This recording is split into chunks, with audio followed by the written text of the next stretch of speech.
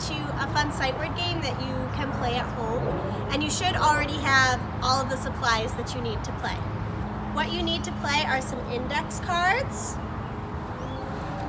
a roll of tape, a marker, and some sight word lists. Now, you can either use these sight word lists, I'll link them for you, or you can just make up your own sight words to play. Step 1 is going to be writing our sight words on our index cards with our marker.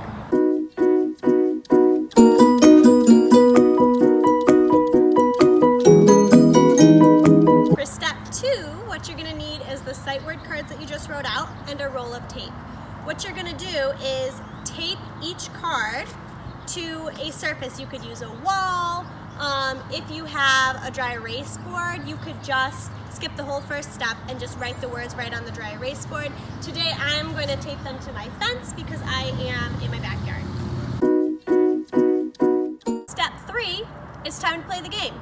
So to play the game, you'll have a runner and a caller. The runner is typically the child or the student that's practicing their sight words, and the caller is usually the adult or the older child that is calling out the words for the runner to go and find. Now, I'm all by myself today, so I'm going to have to be the runner and the caller, so I will call out a word that's on the fence, and then I'll run and find it to give you an idea of how to play. With. Help.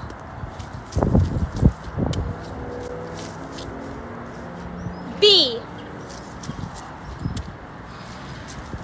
An extension to this game is to practice spelling the sight words as well. So I'll give you an idea of what that would look like now. With. With. W-I-T-H, with. Help. Help. H-E-L-P, help. And notice for that version, I said the word, spelled the word, said the word. And that pattern kind of just helps with retention.